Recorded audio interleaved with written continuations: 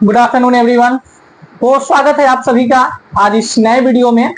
और आज हम लोग एक नया टॉपिक लेकर आए हैं और टॉपिक का नाम है हम लोगों का linear momentum and Newton second law of motion. बहुत ही ज्यादा इंपॉर्टेंट और सबसे ज्यादा इंपॉर्टेंट तो ये बात है कि न्यूटन सेकेंड लॉ से बहुत ही सारा न्यूमेरिकल्स हम लोगों को देखने को मिलता है। आप आगे चलकर जब इक्वेशन ऑफ मोशन पढ़ेंगे वहां पे भी आपको न्यूटन सेकेंड लॉ उपयोग में लाना पड़ेगा।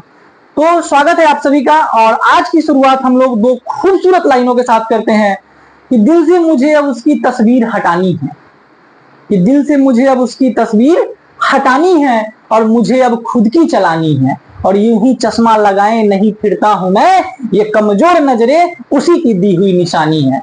एक बार फिर से हम लोग शुरुआत करते हैं अपने टॉपिक की, linear momentum and Newton second law of motion. This is the very very very important topic according to the upcoming equation of motion and the numericals. What is the linear momentum and Newton's second law of motion? If both topic with each other, that means there is the constant thing. These both topics are interrelated with each other. अगर ये दोनों topic साथ में है तो इसकी पूरी पूरी संभावना है कि ये दोनों टॉपिक आपस में इंटर रिलेटेड होंगे। सबसे पहले हम लोग लीनियर मोमेंटम की बात करते हैं भाई। लीनियर मोमेंटम क्या होता है? एक बार फिर से वही बात कहूंगा, डिफिनीशन कॉन्सेप्ट में बहुत ज्यादा डिफरेंस है। डिफिनीशन आपको चैट जीपीटी गूगल कहीं भी मिल जाएगा, लेकिन डियर टीचर मैं जो आपको दूंगा वो होगा learning mechanism, learning methods, learning tools, learning process, जिससे आपको आगे चलना है, आगे बढ़ना है और रटने से बचना है। सबसे पहले हम लोग मोमेंटम की बात करते हैं। What is momentum? मोमेंटम क्या होता है? हम लोग इस इक्वेशन से ही डेफिनेशन को कंस्ट्रक्ट करेंगे। Momentum that means mass into velocity. अब हम इसे लैंग्वेज में तो लिख ही सकते हैं, the product of mass and velocity. यही तो हमारा मोमेंटम का डेफिनेशन है। The product of mass and velocity is said to be momentum. Momentum को हम लोग p से रिप्रेजेंट करते हैं, मास को m से रिप्रेजेंट करते हैं एंड वेलोसिटी को v से रिप्रेजेंट करते हैं। तो इस प्रकार से हमारा शॉर्टकट फॉर्मूला बन जाता है p इक्वल टू mv। ये तो हमारा मोमेंटम हो गया। अब हमारा जो नेक्स्ट पैटर्न है इसमें वो है हमारा चेंज इन मोमेंटम। भाइयों, ये मोमेंटम चेंज कैसे होता है, क्या पैटर्न है चेंज होने का, चेंज होने के बाद क्या होता है, इन सारी चीजों को आज हम लोग पढ़ने वाले हैं। Change in momentum that means momentum किस कंडीशन में चेंज होगा। यहाँ पे आप देख सकते हैं मैंने दो पुराने जमाने के जीप बनाए हैं, जिससे मैं ये प्रूफ करूंगा कि मोमेंटम चेंज कैसे होता है और मोमेंटम का चेंज होने के लिए कौन से फिजिकल फेनोमेना की रिक्वायरमेंट होती है। तो सबसे पहले हम बात करेंगे आपसे कि मोमेंटम होता क्या है। अपनी बेसिक भाषा में हम मोमेंटम को क्या कहते हैं? मोमेंटम का मतलब होता है balance of the body. Momentum का मतलब ही होता है बैलेंस ऑफ द बॉडी, जो डिपेंड करता है बॉडी के मास पे एंड बॉडी के वेलोसिटी पे। अब फॉर्मूला में जब आप देखेंगे तो ये मेंशन है momentum equal to mass into velocity. That means भाई मेरी वेलोसिटी कब मिलेगा हमको? when we will get the velocity when body will move. If body will not move then we will not get the velocity. If we will not get the velocity that means body will be in the rest. If body is in the rest then velocity equal to 0. If velocity equal to 0 then momentum equal to 0. Okay? तो momentum तो हमें तभी मिलना है जब body move करेगा, क्योंकि formula में ही वेलोसिटी मेंशन है। ठीक है, हम मान लेते हैं कि ये एक कार है जो रेस्ट मोड में है और ये एक कार है जो मूव कर रहा है। अभी हम लोग इसी कार पे बात करेंगे। अब जब ये कार मूव कर रहा है तो ये कार मूव करके जाएगा और इससे टकरा जाएगा। मैंने मेंशन किया है यहाँ पे कॉलिजन। टकराने के पहले इस कार की वेलोसिटी ज्यादा रही होगी, टकराने के बाद इस कार की वेलोसिटी कम हो जाएगी। तो टकराने से पहले अगर वेलोसिटी ज्यादा थी तो मोमेंटम भी ज्यादा होगा। टकराने के बाद वेलोसिटी कम हो गई तो मोमेंटम भी कम हो जाएगा। अब पहले मोमेंटम क्या थी? टकराने के पहले। बाद में मोमेंटम क्या हुई? टकराने के बाद। तो जब पहले वाले मोमेंटम में से बाद वाले मोमेंटम को घटा देंगे तो हमारे पास जो आंसर निकल के आएगा उसे हम चेंज इन मोमेंटम कहेंगे। डेल्टा पी, डेल्टा का मतलब क्या होता है? डेल्टा का मतलब वेरिएशन होता है, डेल्टा का मतलब चेंज होता है। तो डेल्टा पी मतलब change in momentum. Change in momentum को हम लोग शॉर्ट फॉर्म में डेल्टा पी लिखते हैं। डेल्टा एम भी, देखिए अगर ये जीप है अगर ये जीप इससे टकराती है तो टकराने के पहले भी इसका मास m था और टकराने के बाद भी मास m होगा। हम जानते हैं कि mass can never be change according to the conservation of mass. We know that means before the reaction and after the reaction mass will be always constant. तो चीजें वही होगी यहां पर भी कि टकराने के पहले भी मास m था और टकराने के बाद भी मास m होगा। मास में कोई बदलाव नहीं होगा। बदलेगा क्या? बदलेगा वेलोसिटी। तो हम लोग लिखेंगे delta p equal to delta m v. Delta m v that means what? Delta का मतलब होता है चेंज। भाई मेरे मास नहीं चेंज होगा, केवल और केवल वेलोसिटी चेंज होगा। वेलोसिटी टकराने के पहले ज्यादा रही होगी, जब टकराई बॉडी तो वेलोसिटी उसकी कम हो गई होगी। तो जब वेलोसिटी कम हुई तो मोमेंटम भी कम हुआ।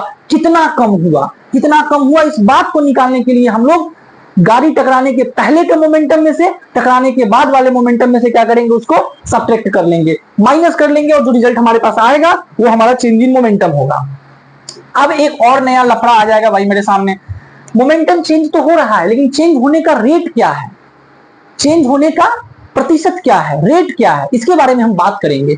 तो जब हम रेट की बात करते हैं तो rate of change of momentum, rate of change of momentum का फॉर्मूला हमारे पास निकल के आता है change in momentum by time. मतलब मोमेंटम तो चेंज हो गया, हम लोग यहाँ पे पढ़ भी लिए कि मोमेंटम गाड़ी टकराने के पहले कुछ और था, टकराने के बाद कुछ और हुई, जो कि चेंज हो गया, फॉर्मूला हम लोग निकाल लिए।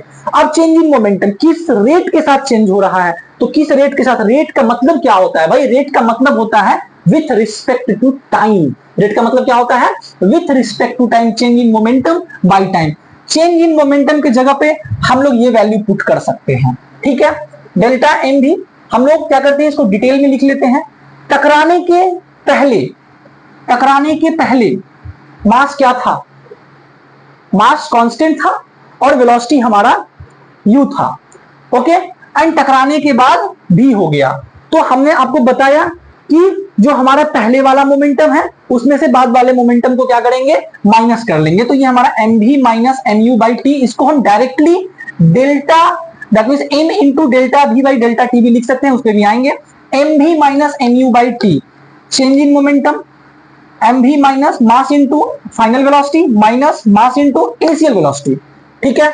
अब m तो चूंकि कांस्टेंट है तो हम लोग m को क्या ले सकते हैं? कॉमन ले सकते हैं। ले लिए common, m into v minus u by T. हम जानते हैं कि v minus u by T हमारा क्या होता है? एक्सेलरेशन होता है। तो v minus u by T के जगह पे हम क्या लिख सकते हैं? v minus u by T के जगह पे हम a लिख सकते हैं, एक्सेलरेशन लिख सकते हैं। m कांस्टेंट है, m into a, v minus u by T के जगह पे हम लोग a लिख लिए। अब हमारा एक फॉर्मूला निकल के आया मास इंटू एक्सेलरेशन। हम लोग चाहे तो इसको शॉर्ट कट में भी लिख सकते हैं, ठीक है। हम लोग इसको चाहें अगर तो इतना लंबा ना लिख के शॉर्ट कट में भी लिख सकते हैं। शॉर्ट कट में कैसे लिख सकते हैं उस बात को समझिएगा। चेंज इन मोमेंटम हमारे पास है, चेंज इन मोमेंटम की जगह पे हम लोग डायरेक्टली डेल्टा एम भी लिख सकते हैं, डेल्टा एम भी बाई टी। अब हम लोग एम को बाहर कर लेंगे चूंकि मास तो कांस्टेंट रहना है। M delta v by t, delta t, delta v by delta t. अब हम जानते हैं कि delta v by delta t that means what? The variation of velocity with respect to time. और यही तो एक्सेलरेशन का फॉर्मूला होता है, यही तो एक्सेलरेशन का डिफिनेशन होता है। The rate of change of velocity, velocity जो है वो टाइम के साथ चेंज हो रहा है। तो delta v by delta T की जगह पे हम a लिख सकते हैं। तो फॉर्मूला निकल के हमारा फिर से क्या आ जाएगा? मास इंटू एक्सेलरेशन आ जाएगा। तो ये हमारा rate of change of momentum रहा। अब देखिए rate of change of momentum delta p by delta T, मतलब मोमेंटम जो है वो टाइम के रिस्पेक्ट। मैंने आपको पहले ही कहा कि डेल्टा का मतलब वेरिएशन होता है। तो delta p by delta T भी हम लोग लिख सकते हैं। डेल्टा p के जगह पे m कॉमन निकालेंगे। क्योंकि m कॉमन क्यों निकालेंगे? क्योंकि m जो है वो कांस्टेंट है, ठीक है। तो delta v by delta T, similar बात यहाँ पे भी हो जाएगा, m इंटू ए मास इंटू एक्सेलरेशन। तो आप इस प्रकार से भी कर सकते हैं और mv minus mu by T लिख के भी आप कर सकते हैं। तो यहां तक कोई दिक्कत नहीं होना चाहिए। अगर कोई भी दिक्कत हो आप लोग कमेंट सेक्शन में जरूर कमेंट करके बताएं। सारे डाउट सारे प्रॉब्लम को क्लियर किया जाएगा। फिजिक्स को तब तक पढ़ना है जब तक फिजिक्स मजाक ना लगने लगे, ठीक है। दूसरा टॉपिक की बात करते हैं हम लोग। हमारा जो टॉपिक है Newton second law of motion है। अब देखिए Newton second law of motion उसी व्यक्ति को समझ में आएगा जिसको मोमेंटम पता है, rate of change of momentum पता है, फोर्स पता है और एक्सेलरेशन पता है। तो न्यूटन सेकेंड लॉ पढ़ने से पहले आप momentum and rate of change of momentum का रिवीजन जरूर करें, ठीक है। अब हम लोग न्यूटन सेकेंड लॉ की बात करते हैं। According to Newton second law we know that the rate of change of momentum of a body is directly proportional to the force applied on it. मतलब क्या है भाई, ये जो मोमेंटम जो चेंज हो रहा है, मोमेंटम के चेंज होने का जो रेट है वो डायरेक्टली प्रोपोर्शनल होता है उस पर लगने वाले फोर्स के। ठीक है, rate of change of momentum is directly proportional to force. अब rate of change of momentum की जगह पे दो बार तो कर चुके हैं, यहाँ पे हम लोग लिख सकते हैं delta p by delta t. If force directly proportional, rate of change of momentum की जगह पे हम delta p by delta t लिख सकते हैं। Force directly proportional, delta p की जगह पे m delta v by delta t लिख सकते हैं, ऑलरेडी यहां पढ़ चुके हैं। अब हम जानते हैं कि rate of change of velocity delta we, that means rate of change of velocity by delta t. If directly proportional delta v by delta T की जगह पे हम लोग क्या लिखेंगे, एक्सेलरेशन लिखेंगे। मास कांस्टेंट होता है if directly proportional mass into acceleration. अब हम लोग जब डायरेक्टली प्रोपोर्शनल का साइन हटाएंगे तो कांस्टेंट का वैल्यू देंगे। चूंकि कांस्टेंट की वैल्यू बहुत छोटी होती है इसलिए हम लोग इसको निगलेक्ट करेंगे, तो हमारे पास एक फॉर्मूला निकल के आएगा force equal to mass into acceleration. और यही रिलेशन हमें कौन देता है, from where this relation is coming, this relation is coming from the Newton's second law. अब एक कंफ्यूजन आपके मन में हो सकता है कि sir rate of change of momentum का फोर्स से क्या रिलेशन है, ये फोर्स के डायरेक्टली प्रोपोर्शनल क्यों है। ये बिल्कुल आपका सही प्रॉब्लम है, सही क्वेश्चन है, आप लोग समझने का प्रयास करेंगे, मैं समझाता हूं। Delta p by delta T, यही कहा मैंने, डायरेक्टली प्रोपोर्शनल टू फोर्स। ठीक है, यही कॉन्सेप्ट मैंने कहा आपको। अब बात को समझिए, डेल्टा पी कहां से आएगा, तो डेल्टा एम भी से आएगा, डेल्टा एम भी से आएगा टी।